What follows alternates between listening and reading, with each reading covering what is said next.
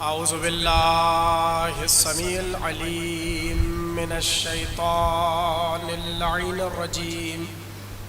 बिस्मिल्लाहिर्रहमानिर रहीम। अल्हम्दुलिल्लाहिल मुतजल्लि लिखल्क़िही बिखल्क़िही वज़्ज़ाहिरि लिक़ुलूबिहिम बिहुज्जति खल्क़ल खल्क़ मिन गैरि रविय्यतिन। अस्सलातु वस्सलामु अला रसूलिहिल करीम व ख़ातिमिन नबिय्यीन व जद्दिल मासूमीन अबिल क़ासिम मुहम्मद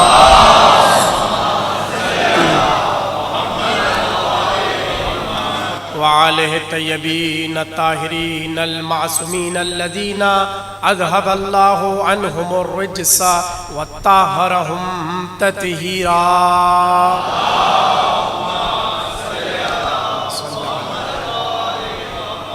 वलानतुल्लाहि अला अअदाइहिम अजमईन मिनल आन इला क़याम यौमिद्दीन। अम्मा बअदु फ़क़द क़ाल अल्लाहु तबारकहु फ़ी मुहकमि किताबिहिल मजीद वल फ़ुरक़ानिहिल हमीद।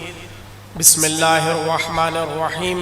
इन्नस्सफ़ा वल मरवता मिन शआइरिल्लाह व क़ाल अल्लाहु ऐज़न वमन युअज़्ज़िम शआइरल्लाहि फ़इन्नहा मिन तक़वल क़ुलूब।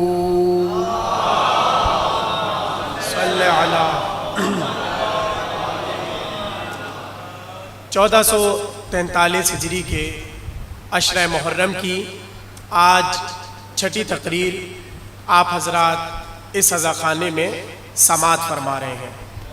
मौजू आपके अज़हाने आलिया में महफूज है। तबलीग इमामत और तहज़ीब अज़ादारी पर हम गुफ्तगू कर रहे हैं। जब मैंने इस मौजू का इंतखाब किया और नजमी भाई ने ये ख्वाहिश जाहिर की थी कि तकरीर अज़ादारी के उन्वान पर हो। अज़ादार की ख्वाहिश भी यही होती है कि किसी न किसी तरह हम अपनी अज़ादारी के मुतालिक गुफ्तगू सुने। तो शुरू में मुझे बहुत मुश्किल लग रहा था कि इतना मुश्किल मौजू है, इसे मैं लेकर कैसे चलूँगा और आया लोग इसे पसंद करेंगे भी या नहीं। लेकिन आपकी शादाब समातों की वजह से मैं ये कहने पर मजबूर हो गया कि अगर सारे खुतबा सारे उलमा मिल के इस मौजू को पढ़ना शुरू करें तो अज़ादार इसी तरह सुनेंगे।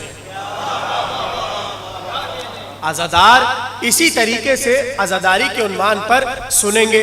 और अगरचे ये बात कहनी नहीं चाहिए इसलिए क्योंकि अपने मुंह से ये बात अच्छी लगती नहीं है, लेकिन जाहिर है हम तो यही कहते हैं कि हम जो कुछ पढ़ते हैं ताईद हजरत अब्बास से पढ़ते हैं। तो अब अगर मैं कोई जुमला कह रहा हूं तो उससे मुराद मेरी तारीफ है ही नहीं, इसलिए क्योंकि मैं कुछ हूं ही नहीं। ये तो जरा सी जबान पटके से छू जाती है तो थोड़ी सी खिताबत आ जाती है। या अलम पर जाके फूल से एक पत्ती तोड़ के तबर्रुकन खा लिया जाए तो जबान चलने लग जाती है और गुफ्तगू आ जाती है। तो बड़ी मेहनत से और बड़ी किताबें देखकर मैंने इस उन्वान को बनाया है और इस मौजू को तरतीब दिया है। और आपकी समातों के बाद मैं ये कहने पर मजबूर हूं कि मेरा मौजू जाया नहीं हुआ। एक एक हर्फ जिस तरह आप मोहब्बत के साथ, खुलूस के साथ, मवद्दत के साथ और सबसे बड़ी बात विला के साथ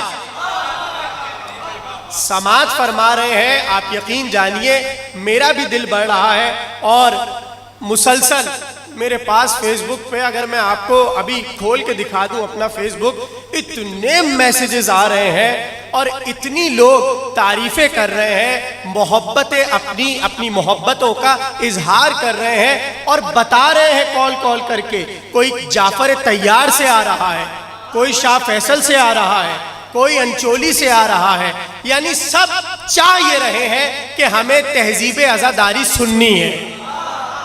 हम अज़ादार हैं तो हमें तहजीब अज़ादारी सुननी है। तो जहां बहुत से लोग तारीफें करते हैं, वहां हर एक को हर एक बात अच्छी नहीं लगती। भाई अगर 1.25 लाख के मजमे में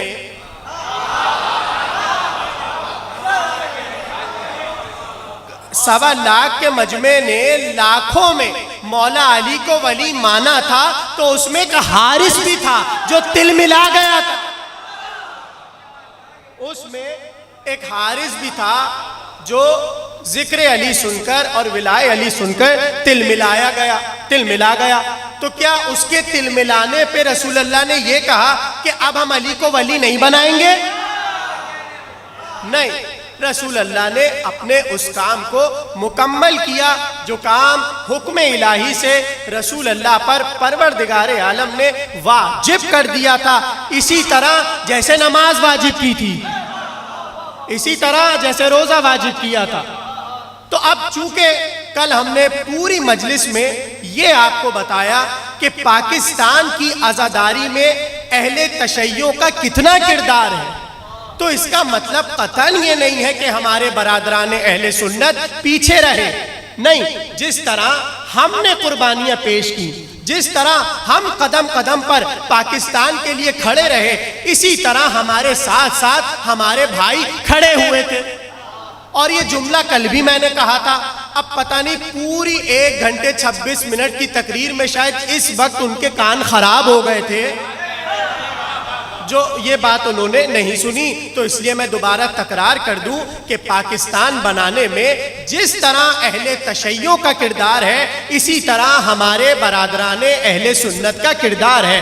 परवरदिगार मुल्क पाकिस्तान में शिया सुन्नी के इत्तेहाद को हमेशा यूं ही कायम रखे जिस तरह शुरू से चलता आ रहा है।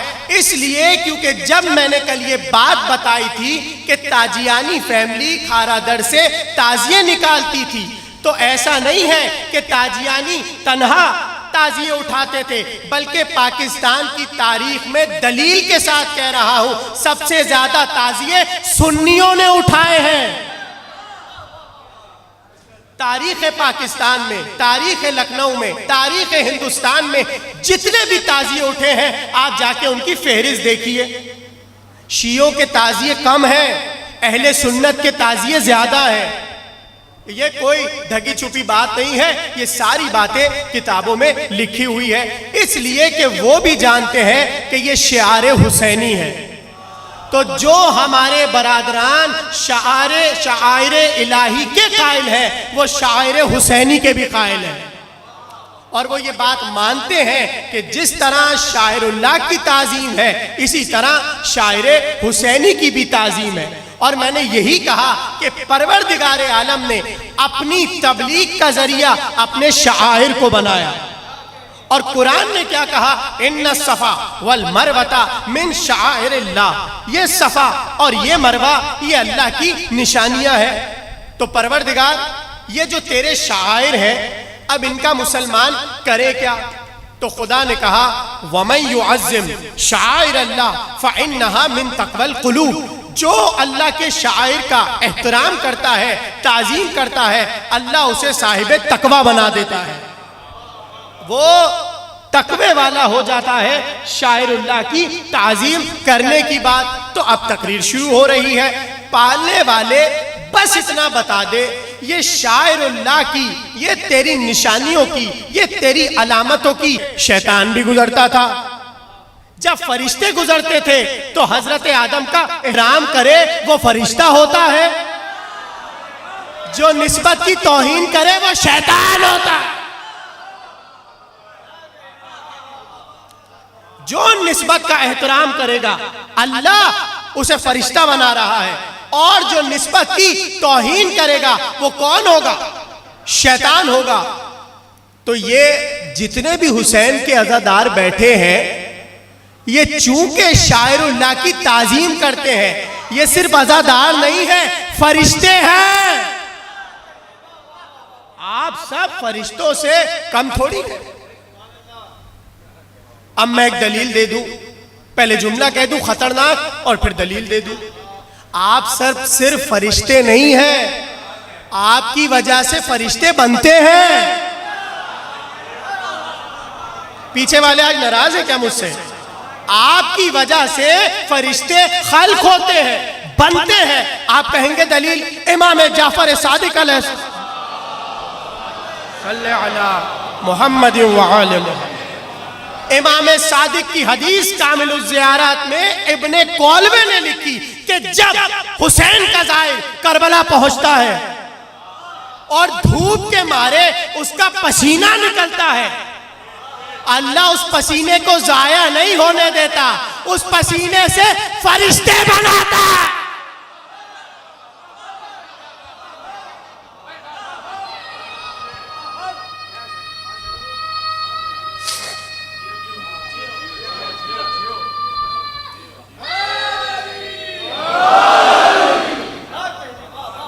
ज़ाहिर हुसैन का टपकता हुआ पसीना जाया नहीं होता, अल्लाह उन पसीनों से फरिश्ते बनाता है। तो आप तो उस सफ में खड़े हैं जहां फरिश्ते हैं। चले मैं एक और दलील दे दूं ताकि और आसान सबके लिए हो जाए। वो दौड़ता हुआ आया मौला अली के पास और आकर कहने लगा, ये बताइए इंसान अफजल है या फरिश्ता अफजल है? मौला से सवाल किया, इंसान अफजल या फरिश्ता अफजल? मौला अली ने ऐसा जवाब दिया जो सुबह कयामत तक ठहरा रहेगा। वो सवाल ये कर रहा है इंसान अफजल या फरिश्ता अफजल? अली कह देते इंसान अफजल या फरिश्ता अफजल। अली ने अजीब जवाब दिया। मौला ने कहा, सुनो, अल्लाह ने फरिश्ते को अक्ल दी है, ख्वाहिश नहीं दी। फरिश्ते के पास अक्ल है कि किस नबी के पास क्या पैगाम पहुंचाना है, लेकिन फरिश्ते के पास ख्वाहिश नहीं है, ना खाता है ना सोता है। जिस हाल में खुदा ने फरिश्ते को रखा है वो उसी हाल में है। इमाम ने फरमाया, फरिश्ते को अल्लाह ने अक्ल दी, ख्वाहिश नहीं दी, और जानवर को अल्लाह ने ख्वाहिश दी, अक्ल नहीं दी। अब जानवर के पास ख्वाहिश ही ख्वाहिश है, अक्ल नहीं है। जानवर ना किसी से पूछता है कि मैं जहां बैठने जा रहा हूं बैठ जाऊं या नहीं। आप खाना छोड़ दीजिए, पत्ते छोड़ दीजिए, जानवर खाता रहेगा, पूछेगा नहीं खा लूं के नहीं। मौला ने बताया जानवर के पास ख्वाहिश है, अक्ल नहीं है। फरिश्ते के पास अक्ल है, ख्वाहिश नहीं। और फिर मौला ने कहा इंसान के पास अक्ल भी है, ख्वाहिश भी है। जिसकी अक्ल उसकी ख्वाहिश पर गालिब आ जाए वो फरिश्ते से भी अफजल है, और जिसकी ख्वाहिश उसकी अक्ल पर गालिब आ जाए वो जानवर से भी बदतर है। अरे गली में बैठने वाला मुल्ला अगर ये गली में बैठने वाला मुल्ला अगर अपनी अक्ल को अपनी ख्वाहिश पर गालिब कर दे, ये फरिश्ते से अफजल हो जाए, और हम कहें अली फरिश्ते से अफजल। मयार देखिए, क्या मयार बनाया। कहा तुम इस काबिल बन जाओ, क्या दूरी है, तुम्हें अल्लाह फरिश्ते से भी अफजल बना देगा। तो ये सारा मामला क्या है? निस्बतों का। फरिश्ते भी गुजरते थे, शैतान भी गुजरता था। फरिश्ते निस्बते इलाही की ताजीम करते थे और शैतान निस्बते इलाही का दुश्मन था। बस इस बात को जहन में रखिएगा, शैतान निस्बतों का क्या है और हमारी अज़ादारी किस पर ठहरी है? निस्बत पर। यानी तहजीब अज़ादारी ठहरी हुई है निस्बत पर, और शैतान है निस्बत का दुश्मन। अब अल्लाह ने कहा फरिश्तों से कि जैसे ही मैं आदम के अंदर अपनी रूह को फूंकूं तो तुम सब के सब आदम को सजदा करना। अब मैं आपसे ये सवाल करूं, अल्लाह की रूह क्या है? देखिए, रूह आप जाके कुरान से पूछिए कि रूह क्या है, तो कुरान कहता है यसअलूनका अनिर रूह, ऐ हबीब ये आपसे रूह के बारे में सवाल करते हैं। कुल इनसे कह दीजिए अर्रूहु मिन अम्रि रब्बी, रूह जो है वो अल्लाह का अम्र है। रूह के बारे में कोई बता नहीं सकता, इसलिए क्योंकि रूह अम्रे रब्बी है। लेकिन हम बता सकते हैं ये अम्रे रब्बी क्या है। अम्रे रब्बी का इल्म उसी को है जो उलिल अम्र है। हमारे सारे आइम्मा उलुल अम्र है। रसूल अल्लाह से लेकर आखिरी इमाम तक सारे के सारे आइम्मा उलुल अम्र है। ऐ हबीब, ये आपसे रूह का सवाल करते हैं, इनसे कह दीजिए रूह अम्रे रब्बी है। क्या है रूह? अब अल्लाह कह रहा है, फरिश्ते भी खड़े हैं और शैतान भी खड़ा है।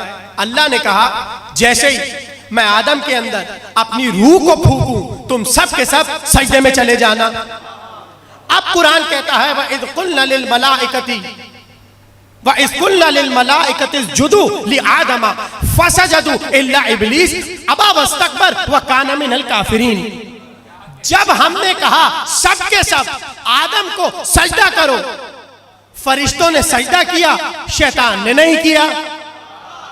देखिए निस्बत का दुश्मन, उसने सजदे से अपने मुंह को फेर लिया और कहा मैं सजदा नहीं करूंगा। अल्लाह ने बताया जो सजदा नहीं कर रहा ये मुतकब्बिर है और ये काफिर है। जो अल्लाह की निस्बत को झुटलाए और अल्लाह की बात न माने वो मुतकब्बिर भी होता है, काफिर भी होता है। अब सवाल ये है, ये जो रूह आई ये किस में आई? आदम में आई। आदम क्या थे? या मिट्टी थे या पानी थे? इससे ज्यादा तो कुछ नहीं थे ना। कुरान ने कहा हमने आदम को मिट्टी और पानी से बनाया। तो जब मिट्टी और पानी के आदम थे उस वक्त फकत ताजीम थी, मगर जैसे रूह रब्बी आई अब आदम को सजदा हुआ। पता चला ये जो आदम को सजदा हो रहा है ये रूह की वजह से हो रहा है। तो आप इसे स्टील समझिए और इसे कपड़ा समझिए, मगर हम जानते हैं इसमें एक रूह है। उसी रूह की वजह से हम इसकी ताजीम करते हैं। तो सवाल यह है वो कौन सी रूह है जो अलम में है? उसका नाम है रूह अज़ादारी। उसका नाम है रूह अज़ादारी। पता चला जब रूह आ जाती है तो चीज काबिले ताजीम हो जाती है। करो सजदा, सबके सब आदम को, सारे फरिश्ते सजदे में चले गए, शैतान ने मुंह फेर लिया।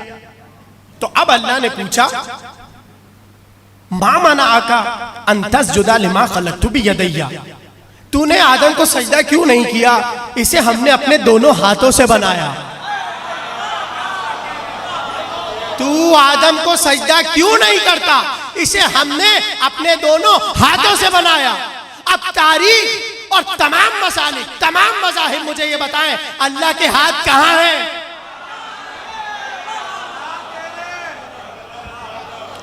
अल्लाह के हाथ कहां है जो वो कह रहा है कि मैंने इसे अपने दोनों हाथों से बनाया? तो सबने यही लिखा, यहां हाथ से मुराद कुदरत है, यहां हाथ से मुराद कुदरत है। तो मुझे आप सब ये मिलकर बता दीजिए ये जो अल्लाह की दो कुदरतें हैं ये है कौन? अगर किसी को ना पता चले तो मैं बता देता हूं, एक का नाम मोहम्मद है, एक का नाम अली है।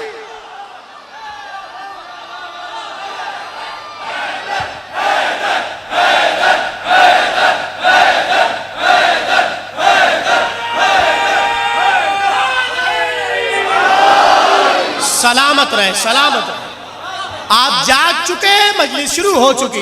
एक कुदरत का नाम मोहम्मद है और एक कुदरत का नाम अली है। क्यों सजदा नहीं करता तू आदम को? हमने इसे अपने हाथों से बनाया है। पता चला शैतान दुश्मन है हाथ का।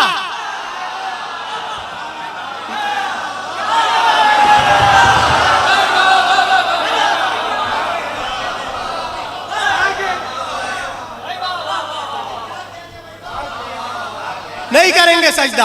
अल्लाह ने कहा अच्छा अगर सजदा नहीं करेगा तो निकल जा हमारी बारगाह से। निस्बत निस्बत समझिए, पूरी तहजीब अज़ादारी निस्बत पर ठहरी है। कहा नहीं करता आदम को सजदा तो निकल, फखरुज, निकल जा हमारी बारगाह से। उसने कहा ऐसे नहीं जाऊंगा। अल्लाह ने कहा फिर? कहा इतने जो तुझे सजदे किए हैं उसका क्या होगा? कम ज़र्फ था इसलिए फौरन मांग लिया। पता चला जो आला ज़र्ब होते हैं वो फौरन हाथों को झुकाते नहीं है, उन्हें पता होता है देने वाला जब देने पर आता है। मेरे सजदों का क्या हुआ? अल्लाह ने कहा तुझे तेरे सजदों के बदले में चाहिए क्या? उसने कहा मुझे ताकत दे दे, मुझे ताकत दे दे, और ऐसी ताकत दे। अजीब बात है, कुरान ने कहा जैसे ही अल्लाह ने कहा निकल मेरी बारगाह से, क़ाला फबिमा अग़वैतनी लअक़अदुन्ना लहुम सिरातकल मुस्तक़ीम। अब जबकि तूने मुझे गुमराह कर दिया, अल्लाह से कह रहा है अब जबकि तूने मुझे गुमराह कर दिया। पता चला शैतानी फिक्र ये है अपने गलत काम को निस्बत देती है अल्लाह से। आज तक यही चल रहा है। यही तो कहते हैं कि यजीद ने खुद थोड़ी किया। तौबा तौबा तौबा। तो अल्लाह ने कहा निकल। उसने कहा अब जबकि तूने मुझे गुमराह कर दिया, लअक़अदुन्ना लहुम सिरातकल मुस्तक़ीम, अब मैं तेरी सिराते मुस्तकीम पर बैठ जाऊंगा। अब सवाल यह है ये सिराते मुस्तकीम जो अल्लाह की है, सीधा रास्ता, ये है कौन सा? तो मैं आपको एक छोटी सी रिवायत सुना देता हूं। हजरते अबू बकर रजी अल्लाह अन्हो और हजरते उमर रजी अल्लाह अन्हो दोनों रसूल अल्लाह के साथ बैठे हुए थे। तो हजरत उमर रजी अल्लाह ताला अन्हो ने पूछा या रसूल अल्लाह ये सिराते मुस्तकीम क्या है? हजरत उमर रजी अल्लाह अन्हो ने पूछा या रसूल अल्लाह सिराते मुस्तकीम क्या है? कहते हैं जैसे ही हजरत उमर ने ये सवाल किया अचानक से मस्जिद में वो दरवाजा खुला जिसके खुलने की इजाजत थी। जैसे ही दरवाजा खुला अली आए, रसूल अल्लाह ने कहा ए उमर, अली सिराते मुस्तकीम है।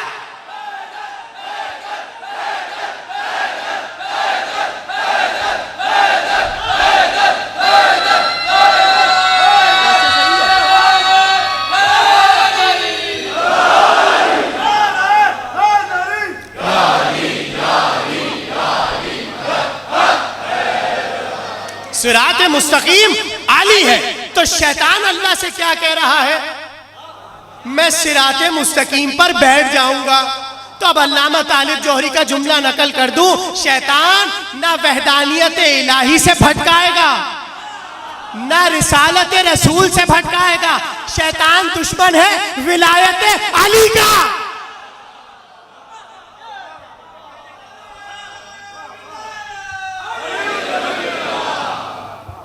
शैतान ताक में बैठा रहता है, जहां भी राहे खुदा होगी वहां पर वो बैठ जाएगा। तो पता चला रास्ते अच्छे भी होते हैं, रास्ते गंदे भी होते हैं। अब पता नहीं आज इन्होंने गंदे रास्तों को साफ करा दिया या नहीं। अगर गंदे रास्ते गुजर साफ हो जाए तो अच्छे घराने का जुलूस निकलेगा। जो सिराते मुस्तकीम का पोता है वो अपनी सवारी लेकर आएगा।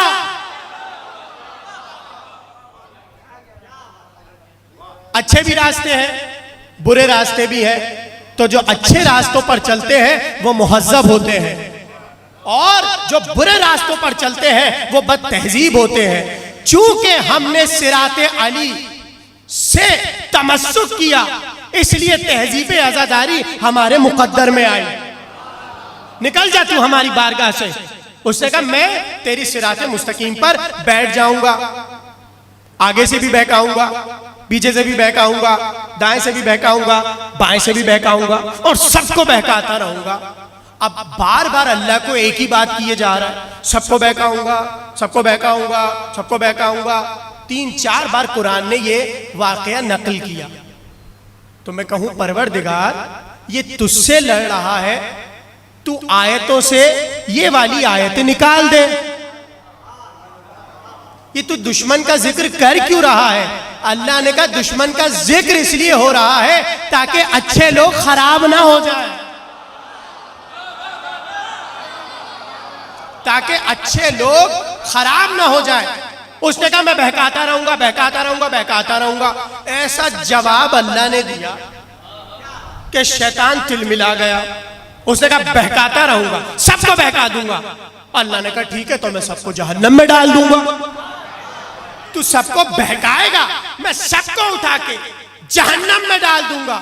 तो अब शैतान घबराया और घबरा कर कहने लगा मैं तेरे मुखलसीन को नहीं बहका सकता, सबको बहका सकता हूं।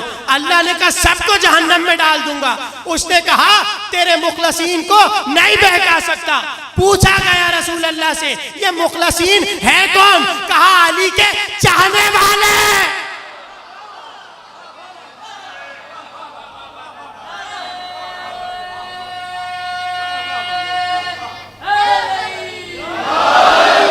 मुखलसीन से मुराद विलाए अली से सरशार लोग हैं।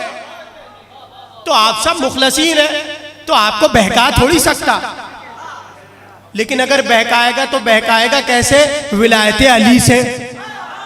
इसलिए क्योंकि दोनों चीजें साथ साथ चल रही हैं। अल्लाह ने कहा निकल जा हमारी बारगाह से। अब रोता रोता बारगाह इलाही से निकला, मगर उस दिन से शैतान ने यह तय कर लिया जहां भी निस्बत नजर आएगी खिलाफ जाऊंगा। भाई समझे, जुमलों को समझे। शैतान ने कहा अब मुझे जहां भी निस्बत नजर आएगी मैं उस निस्बत के खिलाफ जाऊंगा। चला और निस्बत का मारा दर दर भटकता हुआ अपनी जिंदगी गुजारने लगा।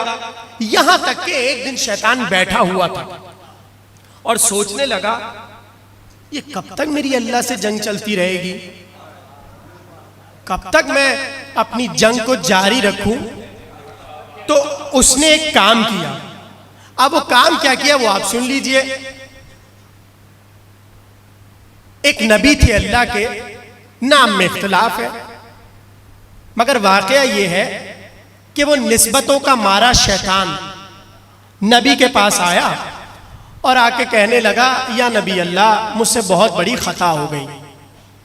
नबी ने कहा हाँ हम जानते हैं तुमने आदम को सजदा नहीं किया था, अल्लाह ने तुम्हें निकाल दिया। उसने कहा या नबी अल्लाह मुझे माफी दिलवा दीजिए। नबी ने कहा अच्छा हम अल्लाह से कहते हैं तू शर्मिंदा है, अल्लाह तुझे माफी दे दे। नबी ने कहा पालने वाले शर्मिंदा हो रहा है, तू इसको माफ कर दे। अल्लाह ने कहा मेरे नबी ये शर्मिंदा नहीं है, अपना मक्र दिखा रहा है। लेकिन नबी ने कहा नहीं परवरदिगार, इसके चेहरे से मजलूमियत टपक रही है। अल्लाह ने कहा अच्छा अगर तुम कहते हो तो हम इसे माफ कर देते हैं, मगर ये एक काम कर ले हम इसे माफ कर देंगे। अब शैतान ने कहा बताइए क्या काम करना है जिस पे हमें माफी मिलेगी। फौरन से जिब्रील आए और आकर कहने लगे अल्लाह कहता है इससे कहिए ये जाके कब्रे आदम पे सजदा कर ले। तवज्जो, इससे कहिए ये कब्रे आदम पे जाके सजदा कर ले, इसे माफी मिल जाएगी। कैसा फंसाया अल्लाह ने निस्बत में। अब उसने फिर मकर दिखाया, या नबी अल्लाह इतनी दूर आदम की कब्र है, कैसे जाऊंगा? ना गाड़ी है ना सवारी है, बाइक भी नहीं थी शैतान के पास, अब तो है, बट रही है, मिल रही है। उस वक्त नहीं थी, उस वक्त उसके पास कोई सवारी थी नहीं। फिर उसने अपना मकर चलाया। भाई तवज्जो सुनिए, तवज्जो से सुनिएगा, आप उठ जाएंगे, ऐसा जुमला आ रहा है। उसने कहा मैं आदम की कब्र तक जा नहीं सकता, अल्लाह जानता था ये मकर कर रहा है। उसने कहा कोई और रास्ता बता दीजिए जिससे मुझे माफी मिल जाए। अल्लाह ने कहा ऐ मेरे नबी, अगर ये आदम की कब्र पे नहीं जा सकता तुम एक काम करो, आदम की कब्र की छवि बनाओ।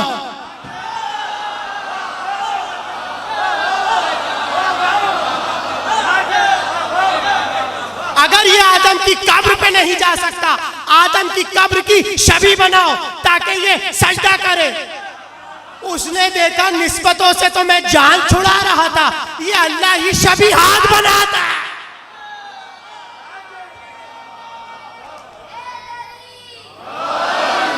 शबी हाथ के मुनकिर सुन ले, शबी बनाना शियों की सुन्नत नहीं है, अल्लाह की सुन्नत है।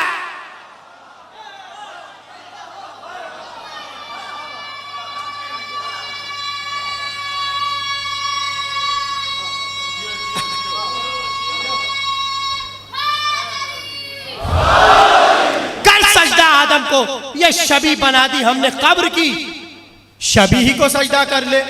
अब उसने जैसे ही देखा निस्बतों से थका टूटा, हारा हारा, मारा मारा फिरता रहा, यहां भी आके निस्बत आ गई। बस उस दिन से शैतान की आदत है, जहां भी कोई छवि देखता है, अब वो चाहे शबी जुलजना हो, चाहे शबी आलम हो, चाहे अली असगर के झूले की छवि। अलामत मैंने आपको बता दी, जो भी आपको शबीहात के खिलाफ बोलता हुआ नजर आ जाए, समझ जाइएगा इसके मुंह में शैतान की जबान है। वो चला वहां से, तो अल्लाह ने अपने नबी से कहा, देखा हमने कहा था ना ये मक्र कर रहा है। तो परवरदिगार, ये जो तूने छवि बनाई है ये किसके लिए बनाई है? अल्लाह ने बताया हम एक तहजीब बना रहे हैं, जिस तहजीब से तबलीग होगी, इसी को कहते हैं तबलीग इमामत, तहजीब आजादारी। मगर उसने कहा कि अब जहां भी देखिए, वो नजाकतों को समझ गया था, शैतान बारीकियों को समझ गया था, नजाकतों को समझ गया था। पहले उसने देखा आदम के पुतले की ताजीम, फिर उसने देखा लो भाई इस पुतले की ताजीम से सजदे तक का सफर हो गया। अब उसने आगे जो देखा, माफी मांगने आया, तो फिर एक और चीज का इजाफा हुआ। पता चला अगर किसी चीज के खिलाफ बोला जाए तो चीज घटती नहीं है, उसमें इजाफा होता है। अल्लाह ने चीज में इजाफा करना शुरू किया, करना शुरू किया, करना शुरू किया। अब वो जहां कोई निस्बत बनते हुए देखता था, आ जाता था कि किसी तरह में ये निस्बत बनने ना दूं, इसलिए कि जैसे ये निस्बत बनेगी ताजीम शुरू हो जाएगी। और परसों की तकरीर में मैं बता चुका, वो हाजरा के पास भी आया, इब्राहिम के पास भी आया, इस्माइल के पास भी आया कि किसी तरीके से मैं निस्बतों को बनने ना दूं। मगर एक दिन उसने देखा ये रसूल अल्लाह ने सारी निस्बतों का खात्मा कर दिया अली पे। जैसे गदीर सजी और रसूल अल्लाह ने सारी निस्बतों का खात्मा कर दिया अली पे, यानी अब अल्लाह की सारी निस्बतें चलेंगी अली की जात से। अली के बच्चे निस्बत इलाही, अली के शिया निस्बत इलाही। अब सारी निस्बतें किससे चलेंगी? अली से। तो आज वो आया शैतान से इंसानी रूप में, शैतान से चला इंसानी रूप में, और उसने कहा अगर आज रसूल अल्लाह ने अली को वली बना दिया उम्मत के सामने तो मैं क्या करूंगा सारी जिंदगी। इसलिए कि शैतान को पता था अली के वली बनने के बाद होगा क्या, क्योंकि वो बारीकियों को जानता था। उसने कहा नहीं, हम ये काम होने नहीं देंगे। लेकिन वो क्या करता, जब अल्लाह कह चुका था कि हम तुझे लोगों के शर से बचाएंगे, तो विलायत का ऐलान हो गया। अब ये आया इंसानी रूप में, ऊंट पर बैठा हुआ था, ऐलान हो चुका, रसूल अल्लाह खेमे में बैठे थे। ये आया, इसने अपने ऊंट को एक सुतून से बांधा और चला रसूल अल्लाह के पास, और रसूल अल्लाह से आकर कहने लगा आपने हमें नमाज पढ़ने का कहा, हमने पढ़ी। आपने हमें रोजा रखने का कहा, हमने रखा। आपने ज़कात का हुक्म दिया, हमने निकाली। आपने जो जो कहा, हज तक का कहा, हम आपके साथ आ गए। जो जो आप कहते गए हम सब कुछ करते रहे।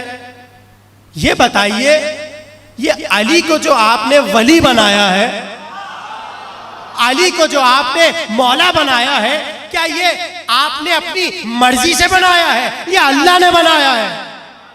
रसूल अल्लाह ने कहा हमने नमाज तुम्हें किसकी मर्जी से दी? कहा अल्लाह की। रोजा किसकी मर्जी से दिया? कहा अल्लाह की। हज पे किसकी मर्जी से लाए? कहा अल्लाह की। कहा जब हम कोई भी काम अल्लाह की मर्जी के बगैर नहीं करते तो अली को मौला अपनी मर्जी से कैसे बना? अपनी मर्जी से हमने नहीं बनाया, हुक्म इलाही था कि आप अली की विलायत की नामजदगी कर दीजिए और अली को वली और मौला बना दीजिए। अब ये समझ गया कि मेरा यहां काम हो नहीं सकता, इसलिए कि जिस निस्बत से मैं रोकना चाहता था ये निस्बत तो हो गई पूरी। अब बड़बड़ाता हुआ चला और आकर अपने ऊंट पर बैठा। तवज्जो, किस पे बैठा? ऊंट पे बैठा। और ऊंट पे आते ही उसने आसमान की तरफ देखा और कहने लगा, पालने वाले, अगर तूने अली को वली बनाया है, अगर तूने अली को वली बनाया है तो आसमान से अजाब नाजिल कर दे। तो मैं अब उन लोगों से कहूं कि जो आज तक विलायत अली के दुश्मन है, आपको अगर कोई बात अली के मामले में समझ नहीं आ रही तो आप भी हारिस की तरह अल्लाह से अजाब मांग लीजिए। उसने कहा अगर तूने बनाया है अली को वली तो कोई अजाब नाजिल कर दे। कहते हैं थोड़ी ही दूर चला था हारिस, शैतान का नाम भी हारिस, इसका नाम भी हारिस। जैसे ही थोड़ा सा दूर चला, पत्थर चला, छोटा सा पत्थर था और ऐसे चला,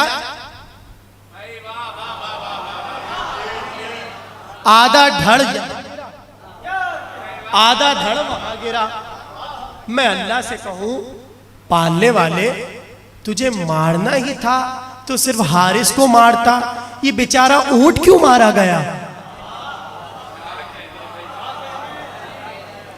परवरदिगार, दुश्मन तो तेरा हारिस था, तुझे मारना ही था तो शैतान को मारता, ये ऊंट को क्यों मारा? अल्लाह ने आखिरत तक के लिए बता दिया, जो भी ऊंट पर बैठ के वो भी मारा जाएगा, ऊंट भी मारा जाएगा।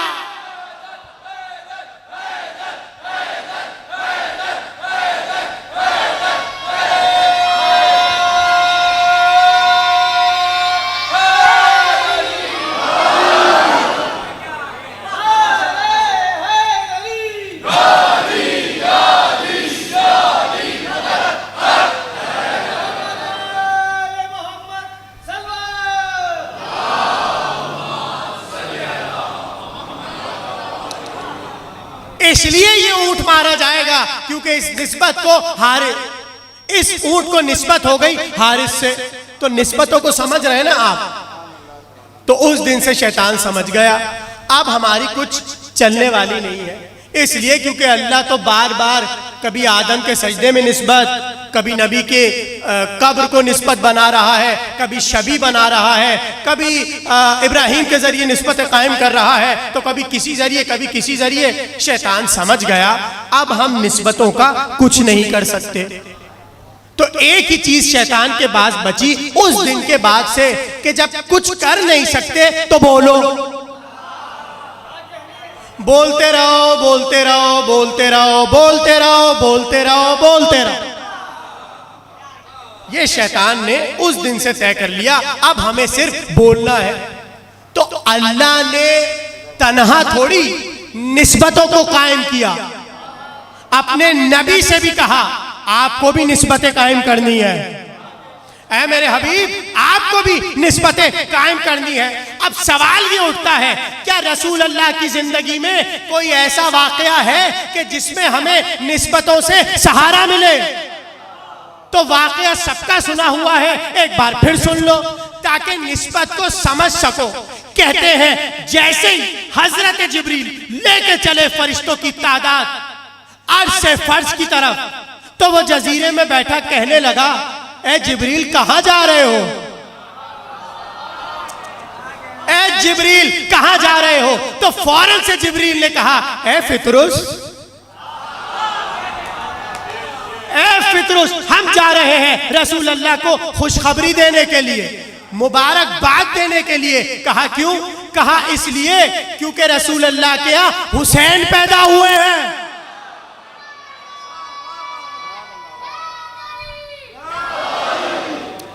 इसलिए क्योंकि रसूल अल्लाह के यहाँ हुसैन आए हैं। जैसे ही हुसैन का नाम सुना, फौरन फितरुस ने कहा, अरे मेरा शाफी आ गया, अरे मुझे शिफा देने वाला आ गया। ए जिब्रील, एक काम करो, हमें अपने साथ ले चलो। तो जिब्रील ने कहा, हम तुझे उस वक्त तक नहीं ले जा सकते जब तक हुक्म इलाही ना हो। तो फौरन से फितरुस ने कहा, अरे तू अल्लाह से पूछ ए जिब्रील, अल्लाह मुझे इजाजत दे देगा। कहा ये तुम कैसे कह रहे हो? कहा इसलिए क्योंकि जिस रोज मैंने अपने बालों पर पे गुरूर किया था और अल्लाह ने मुझे बालों पर छीन के इस जजीरे में छोड़ दिया, तो मैंने उससे पूछा था अब ये सजा कब तक की है? हुक्म हुआ जब तक हुसैन ना आ जाए। अब जब हुसैन आएंगे तुझे शिफा मिलेगी। तो जिब्रील ने कहा, अच्छा मैं अल्लाह से पूछता हूं, परवरदिगार ये फितरुस कह रहा है। अल्लाह ने कहा, ये जहां जाना चाहता है इसे ले जाओ, आज हम बहुत खुश हैं। जहां जाना चाह रहा है इसे ले जाओ। फितरुस को तमाम फरिश्तों ने उठाया अपने कांधों पर और लेके चले। जैसे ही हवा के दोष से होते होते हुसैन के घर पहुंचे, तो कहते हैं सारे फरिश्तों ने बढ़ बढ़ के रसूलुल्लाह से कहा, मुबारक हो, मुबारक हो, मुबारक हो, मुबारक हो। हर फरिश्ता रसूलुल्लाह को मुबारकबाद देने लगा। जब मुबारक बातें रसूलुल्लाह ने वसूल कर ली, तो एक बार जिब्रील ने कहा, या रसूलुल्लाह एक खताकार आया है, एक खताकार आया है। रसूलुल्लाह ने कहा, उसका नाम क्या है? का फितरुस, का अंदर बुलाओ। रसूल भी जानते थे कि फितरुस आया क्यों है। जैसे ही फितरुस को जिब्रील अंदर लेके आए, फितरुस ने रसूलुल्लाह को देखा, चेहरे को झुका लिया। रसूलुल्लाह ने कहा, क्यों आया है? कहा शिफा लेने आया हूं। रसूलुल्लाह ने ये नहीं कहा, चल हट, बिद्दत कर रहा है। अरे जुमला कह दूं, फितरुस अल्लाह के पास से हुसैन के पास शिफा लेने आया।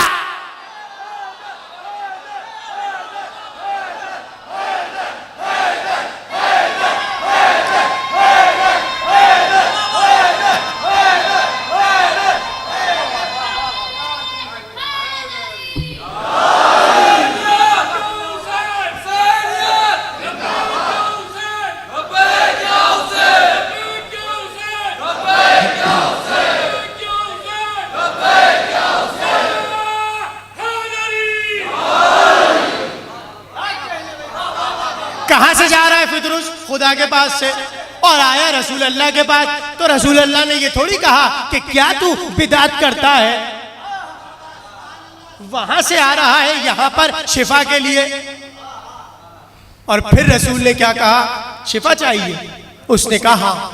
तो कहते हैं कि जिस वक्त फितरुस आया था, हुसैन रसूल अल्लाह की गोद में थे और हुसैन की आंख लग गई थी, यानी जाहिरी तौर पर हुसैन सो रहे थे। इस जाहिरी को जहनों में रखिएगा, यह हमारा अकीदा है, इमाम सोता नहीं है। इमाम अगर सो भी रहा होता है वो हमारी तरह सोता नहीं है। लेकिन क्या कहने, अली ने कहा शबे हिजरत में ऐसा सोया। तवज्जो तवज्जो, इमाम हुसैन सो रहे थे। रसूल अल्लाह ने कहा कि अगर फितरुस आएगा और अपने परों तो थे ही नहीं लगाएगा, तो कहीं ऐसा ना हो मेरे हुसैन की नींद खराब हो जाए। तो किया क्या रसूल अल्लाह ने? रसूल अल्लाह ने कहा, फितरुस वो हुसैन का झूला रखा है। तवज्जो, वो हुसैन का झूला रखा है, जाके उससे मस हो जा। या रसूल अल्लाह, कहीं ऐसा ना हो शिर्क हो जाए।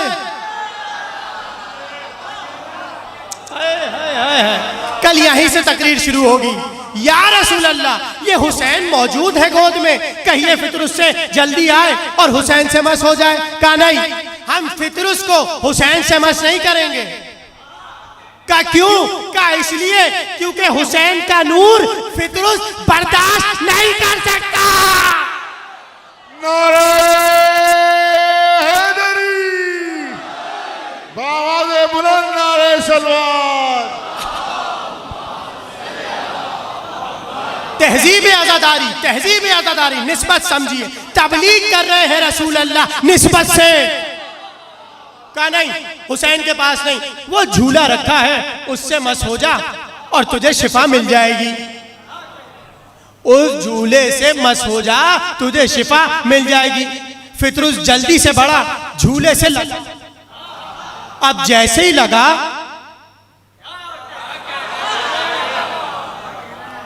उसने अपने बाल परों को देखा और एक बार फौरन से उसकी जबान से जुमला वही निकला जो पहले निकला था, मेरे जैसे बालों पर, मगर आपकी मर्तबा इसके बालों पर छिने नहीं। मैं कहूं पालने वाले, पहले भी तो इसने यही कहा था, मेरे जैसे बालों पर, तो तूने छीन लिए। अब ये वही जुमला कह रहा है, मेरे जैसे बालों पर तू छीन नहीं रहा। अजब नहीं खुदा कहे, अरे ये बालों पर हुसैन ने दिए हैं, जो हुसैन दे वो मैं छीनता नहीं हूं।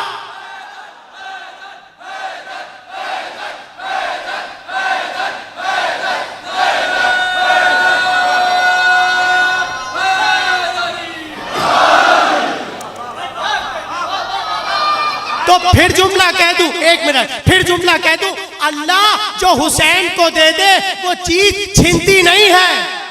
हुसैन को आजादारी किसी मुल्ला ने नहीं दी, अल्लाह ने दिया।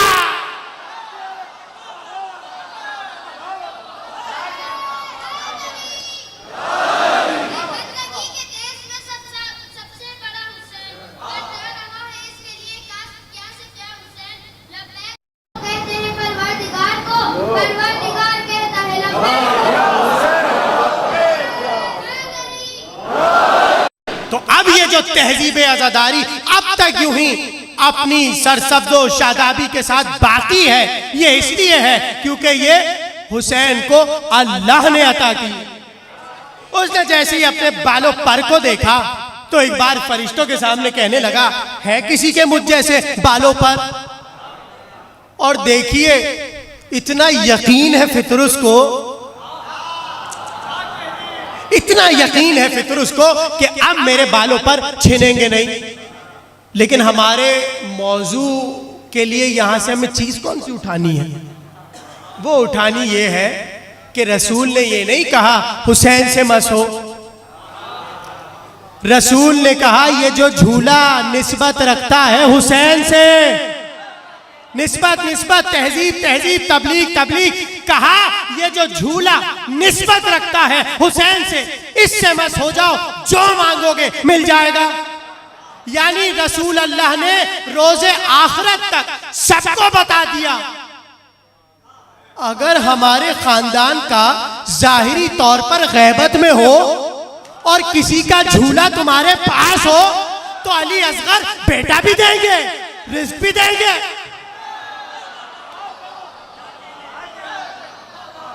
जो मांगोगे झूला अली असगर से, जो मांगोगे गहवारा अली असगर से, वो तुम्हें मिलेगा। ये हमारा अकीदा है। जो भी बे औलाद आ जाए और झूले पर आके बस इतना कह दे, शहजादे बेटा दे दो। अरे बाबा ने उसे 7 दिए थे जिसकी किस्मत में एक भी नहीं था, तो क्या अली असगर तुम्हारी गोदियों को भरेंगे नहीं? ये बाबुल हवाइज है।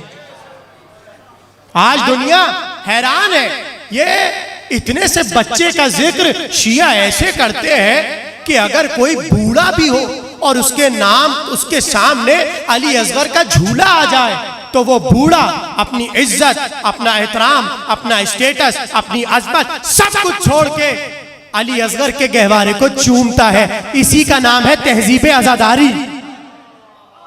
ये हमारी तहजीब है। ये मेरे सामने बुजुर्ग बैठे हुए हैं, अल्लाह इन सब का साया हम पर सलामत रखे। इन्होंने हमें तहजीब सिखाई है कि जैसे ही अली असगर का झूला आ जाए, इसे चूमने के लिए जितनी जल्दी हो सके बढ़ो। और सुनो, शक न करना। ये अक्सर लोग जो कहते हैं हमने भी मांगा हमें मिला नहीं, वो इसलिए नहीं मिलता क्योंकि ये शक करते हैं। शक नहीं करना। बस जाना है, झूठे से लिपटना है और जो दिल में मुराद है, बल्कि जुमला कह दूं आखिरी तकरीर का, मुराद बयान भी ना करना, बस लिपट जाना। घर जाने से पहले अली असगर सब कुछ दे देंगे। मार्फत होनी चाहिए, अकीदत होनी चाहिए, मोहब्बत होनी चाहिए, मवद्दत होनी चाहिए। आज तक कायनात में अली असगर का झूला तबलीग कर रहा है। तहजीब आजादारी, अली असगर का झूला तबलीग कर रहा है। आपको पता है, अजीब बात मैं आपको बता रहा हूं, किताबें लिखी गई इस मौजू पर कि किस किस तरह किन किन चीजों से लोग अहले तशय्युं से मुतासिर होकर शिया हो जाते हैं। उनमें एक बड़ी फहरिस्त गहवारा अली असगर की है। जैसे ही लोग झूले को देखते हैं, झूले में ऐसी तासीर है, झूले में ऐसी कशिश है कि अली असगर का झूला सबको अपनी तरफ खींचता है। यही हुआ कि जब जंगे अजीम हो रही थी, और बड़ी जंग किस किस तरह दो जंगें हुई आप सबको पता है, तो घर के घर लुट रहे थे, बमबारियां हो रही थी, और क्या सितम हुआ था आप सब मुझसे बेहतर जानते हैं। तो कहते हैं फ्रांसीसी शायर के जिसका नाम है अलेक्जेंडर गुनेल, उसने 2500 अशआर लिखे अली असगर की शान में। मुसलमान नहीं, ईसाई है, फ्रांसीसी शायर, क्या नाम है, अलेक्जेंडर गुनेल। उसने किताब लिखी 2500 अशआर की, और उसने 2500 अशआर का लिखने के बाद जो किताब का नाम रखा वो है मासूमों का सितारा।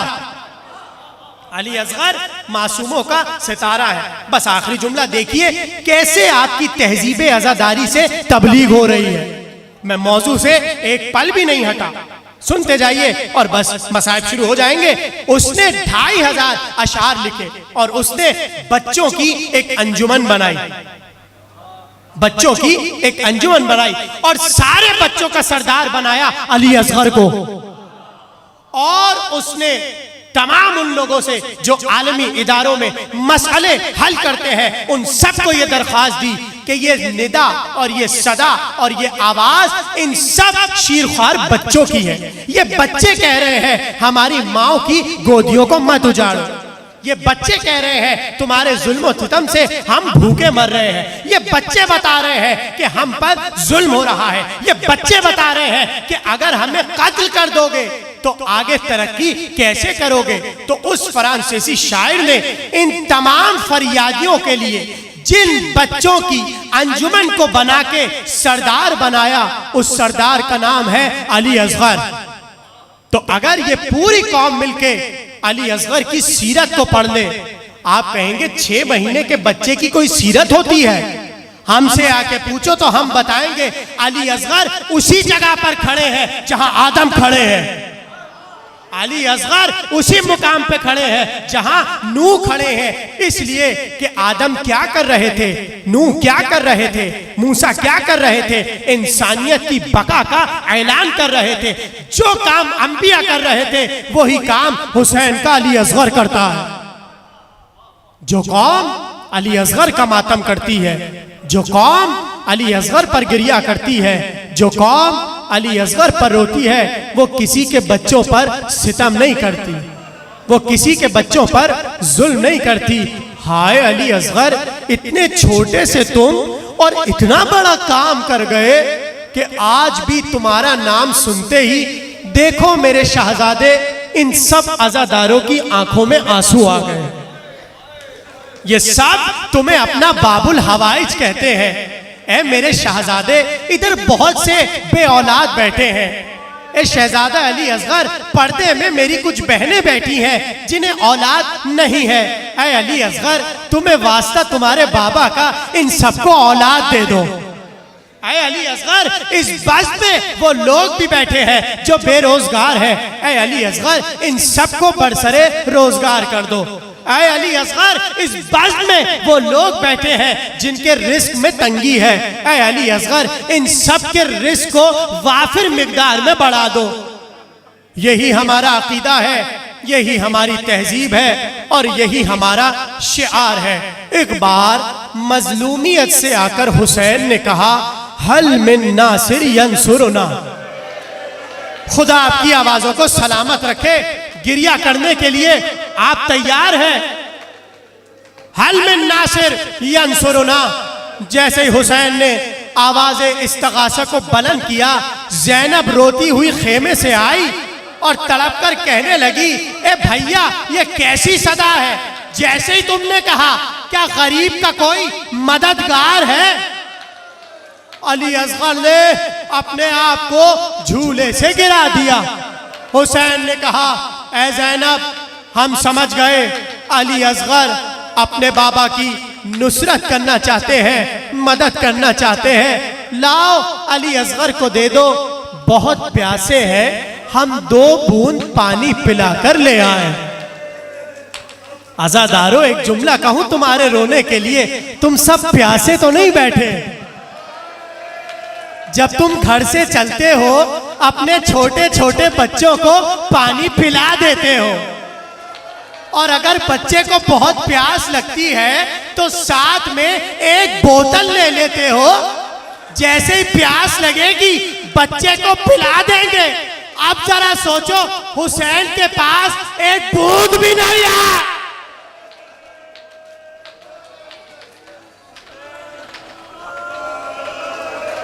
तुम सलामत रहो, यही हक गिरिया है। एक बार कहने लगे, ए ज़ैनब, लाओ अली असगर को दे दो, हम अली असगर को पानी पिलाकर ले आए। कहते हैं एक बार जैसे ही उम्मे रबाब को पता चला मेरा वाली मेरे शहजादे को धूप में लेके जा रहा है, पानी के लिए लेके जा रहा है, जल्दी से माँ ने कुमलाए हुए चेहरे को एक कपड़े में लपेटना शुरू किया, कहीं ऐसा ना हो धूप से अली असगर का चेहरा झुलस जाए। हुसैन ने अली असगर को लिया और लेकर चले। जैसे ही हुसैन अश्किया की तरफ बढ़े और उस मुकाम पर आए कि जो बड़ा सा टीला है जहां से हुसैन ने अली असगर के लिए पानी मांगा, मेरी तरफ देखिएगा। कहते हैं एक बार हुसैन ने अली असगर को ऐसे उठाया और उठाकर कहने लगे, ए जालिमो, मेरा बच्चा बहुत प्यासा है, अल्लाह किसी गरीब पर ऐसा वक्त ना लाए कि कोई अपने बच्चों के लिए उससे पानी मांगे जो बदख्याल हो, जो सितम ईजाद हो। अली असगर के लिए हुसैन ने कहा, एक बूंद पानी का दे दो। कहते हैं किसी ने कोई जवाब नहीं दिया। थोड़ी देर बाद फिर कहने लगे, पानी दे दो। किसी ने कोई जवाब नहीं दिया। जब मैं कहूंगा ताबूत आपके सामने आ जाएगा, अभी अपनी आवाजों को आजाद छोड़िए, हाथों को सर पे मारिए, उम्मे रबाब को उनके लाल का पुरसा दीजिए। कहते हैं एक बार जब हुसैन ने देखा ये कोई जवाब नहीं दे रहे, अली असगर को जलती हुई रेत पर रख दिया और पीछे हट के कहा, अगर तुम समझते हो इस बच्चे के बहाने मैं पानी पी लूंगा, लो मैंने बच्चे को रख दिया, तुम आओ और इसे पानी पिला दो। किसी का कोई जवाब ना आया, कहीं से पानी ना आया। हुसैन जल्दी से बढ़े, अली असगर को उठाया और रोके कहा, ए अली असगर, तुम खुद से हुज्जत तमाम कर दो, अपनी जबान इन्हें दिखा दो, मुझे माफ करना। कहते हैं जैसे ही अली असगर ने अपनी जबान को होठों पे फेरना शुरू किया, लश्कर आदा में कयामत का शोर हुआ, गिरिया हुआ। उमर साद ने कहा, अगर यह गिरिया ना रुका ये पूरी फौज बागी हो जाएगी। हुरमला से कहा, खड़ा हो, अपना तीर जोड़। हुरमला खड़ा हुआ, उसने तरकश को तीर से निकाला, कमान में जोड़ा, चिल्ले को खींचा, तीर गिर गया। फिर उसने तीर जोड़ा, तीर फिर गिर गया। फिर तीर जोड़ा, फिर तीर गिर गया। उमर साद ने कहा, ए हुरमला, अगर मुझसे कोई पूछता इस फौज में सबसे ज्यादा शकीउल कल्ब कौन है, सख्त दिल कौन है, मैं तेरा नाम लेता। ये तेरा तीर गिर क्यों जाता है? जुमला सुनोगे? हुरमला कहता है, अमीर, मैं जैसे तीर को चलाता हूँ, खेमे के बाहर एक बीबी नजर आती है जो रोके कहती है, हुरमला ना मार, इस बच्चे को ना मार। दो जुमले सुन लो। ए हुरमला, इस बच्चे पर सितम तीर सितम ना चला, मगर क्या होता, हुरमला का तीर चला, बच्चा ज़िबा हो गया।